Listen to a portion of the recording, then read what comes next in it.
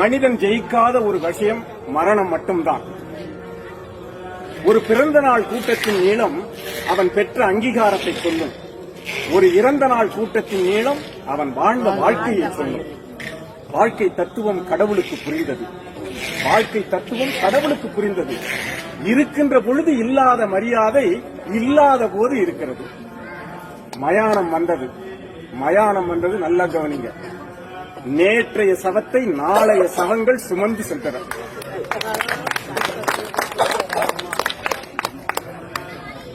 கடவுள் யோசித்தான், இறப்பென்று ஒன்று இல்லாது இருக்குமானால் இந்நேரம் மனிதன் கடவுளையே கொண்டிருப்பான். பாவம், ஆடிய மனிதர்கள் உறங்குவதற்கு செய்த ஆடாத தொட்டில்தானே மயானம். அந்த வேலை முடிந்து சென்றது கூட்டம். இது ஆறறிவு ஓய்ந்து அடங்குகிற ஆட்டம். கடவுள் யோசித்தான், உயர்ந்த ஜாதியினருக்கும் தாழ்ந்த வகுப்பினருக்கும் தனித்தனியே மயானங்கள். மதங்கள் ரீதியில் மயானத்தில் பிரிவுகள். சாம்பல் மேட்டில் கூட சன்மார்க்க பிரச்சனைகள். என்ன மனிதனவன், என்ன மனிதனவன்! அரைஞான கயிறை அறுத்துக் கொள்ளும் வேளையிலும் அடங்க மறுக்கிறானே இந்த மனிதன். அங்கிருந்து கிளம்ப புறப்பட்டான். ஆவிகள் சில அவனை அடையாளம் கண்டு கொண்டன. ஆண்டவனை அடையாளம் கண்டு கொண்டன. யார் நீ என்றான் இறைவன்.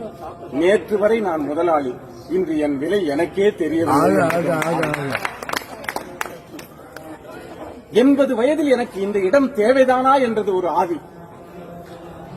ஆண்டவன் சொன்னால், எத்தனை காலம் வாழ்கிறாய் என்பதில் அல்ல வாழ்க்கை, எப்படி வாழ்ந்தாய் என்பதில் தான் இருக்கிறது என்று சொன்னார். இறைவா, இங்கு என்னை ஏன் படைத்தாய், இந்த சிறைக்குள்ளே அடைத்தாய் என்று கேட்டது ஒரு ஆவி. அவனுக்கும் பதில் சொன்னார் ஒரு ஆவி, அரசியல் ஆவி. ஆண்டவா, இங்கு இடைத்தேர்தலே வராதா என்ற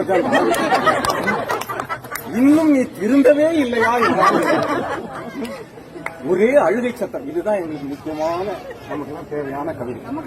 நமக்குன்னா நாங்க சொல்றது கட்சிக்காரன்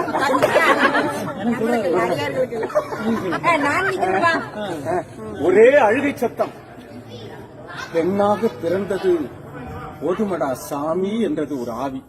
ஆண்டவன் அருகில் வந்து காதோறும் சொன்னான், ஆணாக பிறந்து பார், அதைவிட கஷ்டம்.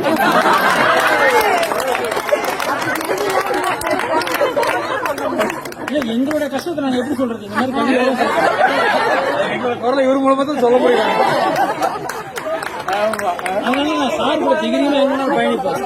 எங்க போனா எங்களை விட்டு கொடுக்க மாட்டாரு. எங்களை ஆண் வர்க்கத்தை.